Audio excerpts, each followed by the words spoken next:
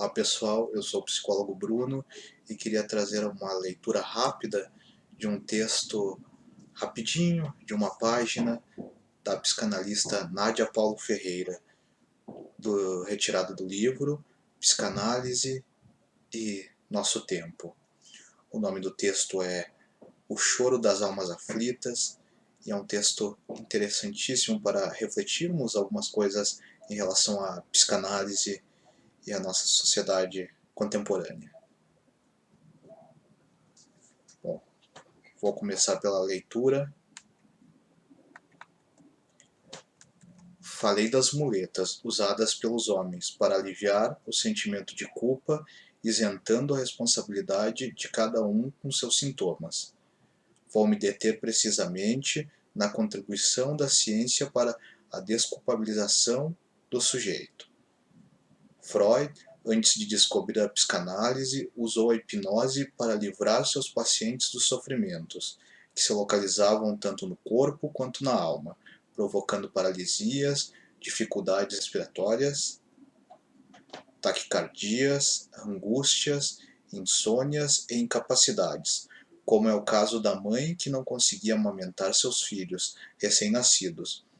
Aliás, esta mãe confessou sua vergonha a Freud porque, apesar de sua força de vontade, só conseguiu amamentar seus filhos submetendo-se à hipnose. Esse é um texto inicial lá do Freud, quando ele estava iniciando ainda a sua descoberta pela psicanálise. Nesse sentido, ele começa a fazer sessões de hipnose com uma mulher que não conseguia amamentar os seus bebês, e a partir daí ela começa a se libertar e realmente fica curada com a hipnose nesse caso. É um ponto interessante a se trazer, curioso, e que está registrado na história da psicanálise. Mas vamos prosseguir. Estamos diante de uma questão ética. O sujeito, além de permanecer na ignorância, não é responsável pela superação do seu sintoma.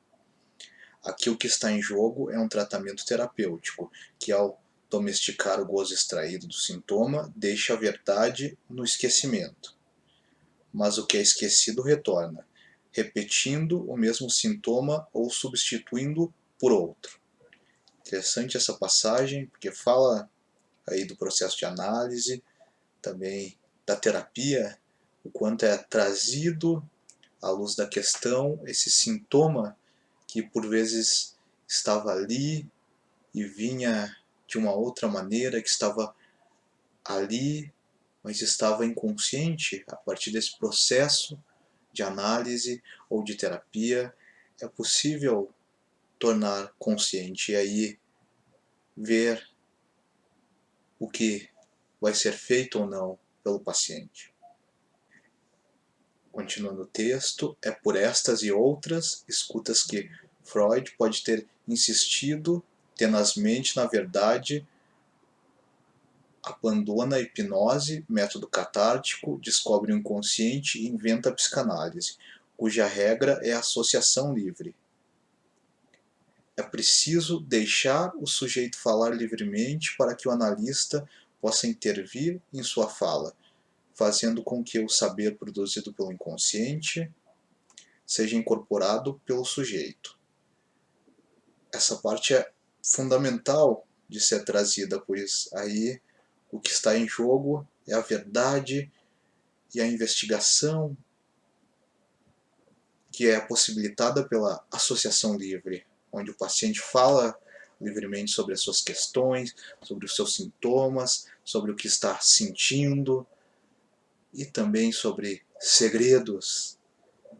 Segredos estes que estão, como falei, guardados no inconsciente, que estão ali e são tão importantes para buscar esse processo, essa melhora, esse alívio, ou até que esses sintomas principais e que estão conscientes ali não existam mais.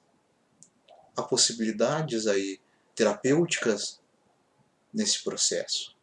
E isso é tão importante de ser trazido, e nada melhor como a psicanálise para que seja aí trazido à tona a luz da questão, para ser falado, ser dito e que possa ser ressignificado de alguma maneira, elaborado. Tudo isso que buscamos através da análise e também da psicoterapia psicanalítica em muitos sentidos. Vou continuar a ler o restante, tem mais um parágrafo.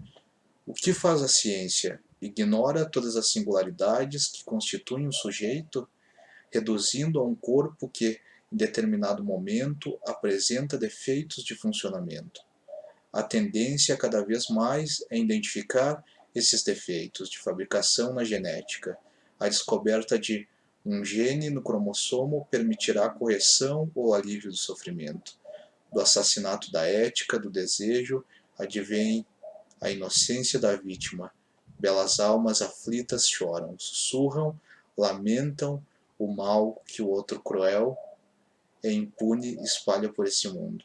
Aí uma posição crítica da autora em relação a essa questão da ciência, da medicina, da medicalização da vida, desse suprimir a angústia também, de muitas maneiras. Podemos levar isso em consideração a nossa sociedade, que é muito mais imediatista e pensa em uma fórmula mágica para se curar da angústia e acaba fugindo dela.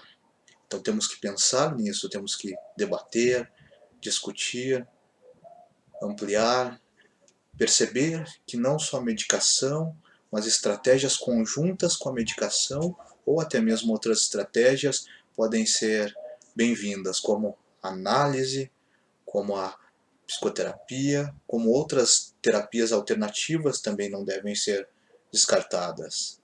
Apesar de serem alternativas, não deixam de ter uma validade. Temos que debater sobre a sua eficácia, sobre o estar trazendo saúde e bem-estar para o ser humano, que é fundamental.